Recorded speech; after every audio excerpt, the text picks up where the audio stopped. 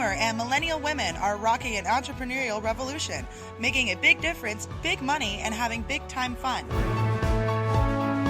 Listen in as award-winning author, digital business strategist, and profitable Passion Club founder, Michael Brooks, inspires, challenges, and motivates Boomer and Millennial women to join the entrepreneurial revolution by standing and growing a passion-based, purpose-driven business that matters.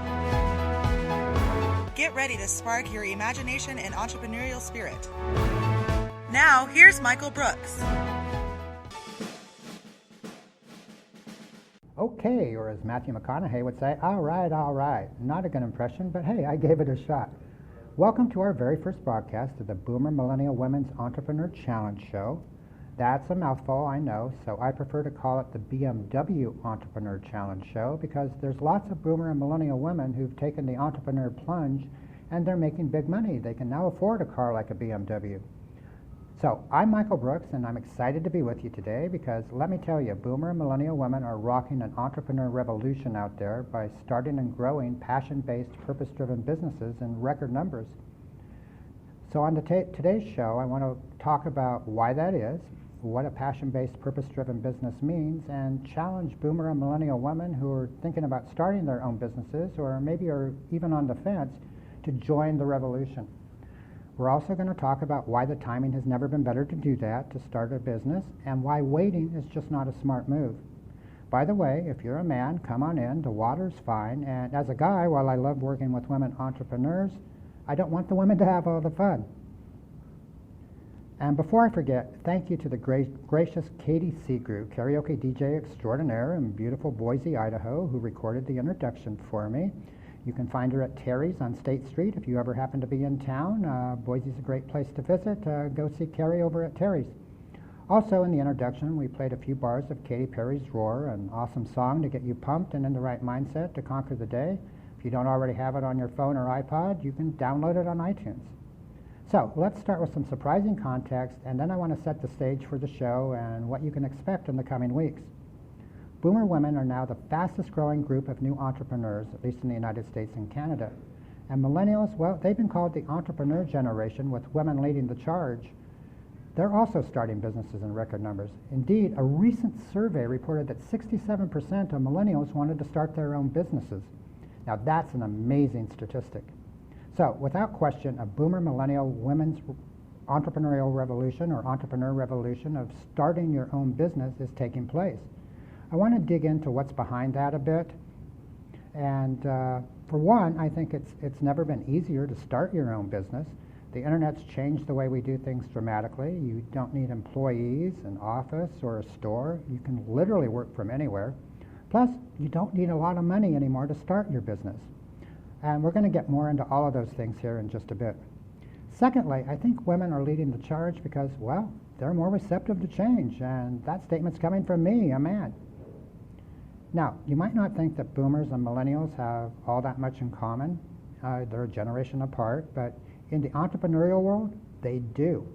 Boomers are starting businesses because, well, they've been around the block a bit. They may fear being downsized in the corporate world, or maybe they've just had enough. Or maybe they're tired of just living someone else's dream and they want to live their own.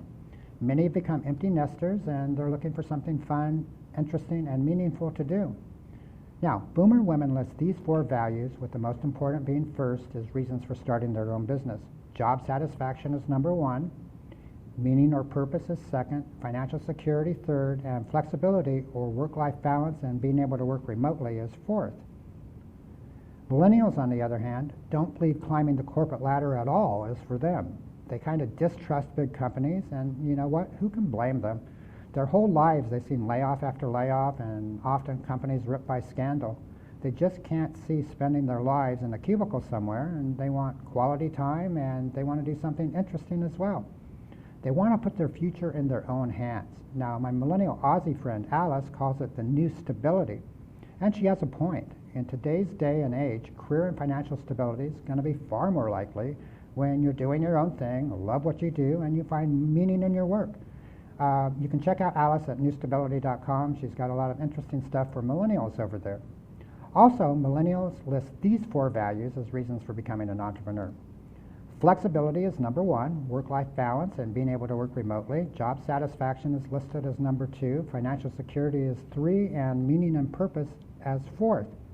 So you can see the reasons among boomer and millennial women for starting a business are the same, it's just that the order is slightly different. So if you're a boomer or millennial woman and you've been thinking or wanting to start your own business, or you're sitting on the fence and just not sure, well, this show's for you. And I want to challenge you to join the BMW Entrepreneur Revolution. I'm going to tell you, we'll hear why in a minute, the timing's never been better to do that, and why waiting to start is just a horrible idea right now.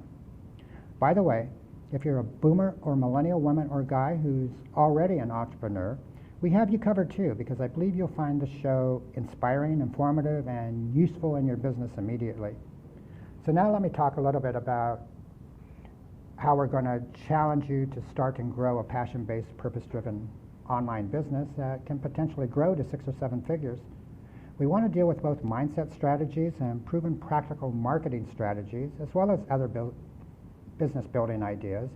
And we're going to do it in short, bite-sized episodes, usually under 10 minutes and often closer to 5. I will challenge you to take action towards achieving your dreams with each strategy. Now, not every strategy will be right for your business, but many will, and you can choose to accept the challenge or not. We'll also interview inspiring women entrepreneurs with their own passion-based, purpose-driven businesses, and hopefully we'll have some fun too. And guys, we'll interview some men entrepreneurs as well. So what do I mean by passion-based and purpose-driven? Passion-based simply means doing what you love and getting paid for it. To paraphrase Confucius, find something you love and you'll never have to work a day in your life. It's what I call a profitable passion. It's all about making the difference you were born to make, profiting from it, and having fun in the process. Now, if you don't yet have a profitable passion idea, well, that's okay. We're going to get into exactly how to find your profitable passion in the next couple of weeks here. Or maybe you already have a product or service idea that you're passionate about. You know it can make a real difference in people's lives, but you've not yet pulled the trigger on launching, for whatever reason. Now, you may have heard that the time has passed to make money with a digital or online business. It's a crowded place, it's saturated, everyone's doing it, and it just can't be done anymore. Let me tell you why that's wrong. As I said earlier, the timing's never been better to start your business, and waiting and sitting on the sidelines is a terrible idea. The internet has changed the way we do things. Think about it. What do you do if you need to find a solution to a problem, or a product even? You Google it, or you go on social media and you look for referrals from your network. In effect, as Marie Florio of B-School says, content is the new currency, meaning online content. Now that's not overstated by any degree. Consider this. In 2008, ebook sales were $270 million. In 2014, ebook sales hit $5.69 billion, and that's with a B. That's insane growth by any standard. And in 2012, Amazon reported that it sold more digital books than it did physical books for the first time ever. Wow, you know what? I never would have thought that, especially as an author. Finally, ebook sales are projected to grow 20% annually from here on in. Let's also consider this. As of today, in 2015, there are 7.3 billion people in the world, and 45% of them are online. That's pretty amazing in and of itself. But by 2020, there'll be 7.8 billion people in the world, and 68% of them will be online. Now, if my math is correct, that's an increase of about 2 billion in the next 5 years. 2 billion more people online in the next 5 years that have problems they want solved, dreams realized, and products or services they need and want. So whether your profitable passion idea is for a product, a service, information, advice, or even something else, you can see the timing's never been better to start, and waiting just doesn't make sense. And let me take it one step further. If you have an idea you're passionate about, and you believe will add value and make a difference in people's lives, you have an obligation to share that with the world. And the best way to do that is with your own business that allows you to profit from the gifts you are sharing. So, again, let me challenge you right here. Cast aside your fears and doubts and take your first steps toward launching your profitable passion business. I'll be here to inspire, to encourage, to motivate, as well as give you practical, actionable strategies to assure your success. Okay, Before we close out today's show, let me talk about what I mean by a purpose-driven business.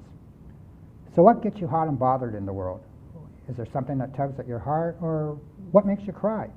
It could be the homeless, the hungry, or gay rights. It could be something you've experienced firsthand personally or through a family member like cancer or Alzheimer's, or the death of a family member. Whatever it is, find a way to involve your business to support a cause that you're passionate about that will give your life more meaning and purpose over and above your business. You'll feel awesome that you and your business can help a worthy cause. And here's the upside. Other than being able to help a worthy cause, businesses that have a charitable mission, supporting a social cause or charity, usually with every sale, also have the added benefit in that customers feel connected to you and empowered by knowing they are making a difference by giving you the sale, which of course breeds loyalty and repeat sales. Now, a terrific example of a purpose-driven business is Tom's, which gives a pair of shoes to a child in need for each pair of shoes it sells, usually in third world countries. Other companies donate a percentage of each sale to a certain cause or a variety of causes, and some, like Presents for Purpose, allow customers to choose where their donations go. So use your imagination to involve yourself and your business in social causes important to you and in creative ways. Now, we're going to go more in depth to that in a future challenge show, but for now, just know that it's a win-win-win. Causes receive increased support, customers connect with you and appreciate your involvement, and your business wins loyal customers and more sales. Can't beat that. So before I close today, let me issue one more challenge. Whether you're still in the planning phase, just starting out, or you've been in business for a while, what cause will you get behind and support to give you, your business, more meaning, fulfillment, and purpose? All right, the first show is complete. You can subscribe to the show via Blog Talk Radio or Spreaker right now, and we hope to be approved by Stitcher and iTunes shortly. We'll keep you informed on that. I also invite you to join our private Facebook community for entrepreneurs and those who want to be at facebook.com/groups/Profitable Passion Club. And I hope to see all of you there. Finally, I'm looking for a boomer mother millennial daughter entrepreneur combo, or just a boomer millennial team that are rocking it with their business to interview on the show. Email me at profitablepassionclub@aol.com. I'd love to hear from you. Okay, that's a wrap. I'm Michael Brooks. Until next time, be great. Hi, Michael here. Thank you for listening, and I hope you enjoyed the show. If you could, before you leave, do me a big favor and leave a 5-star review or whatever star review, and your comments, I would truly appreciate it. Again, thanks for listening, and until next time, be great.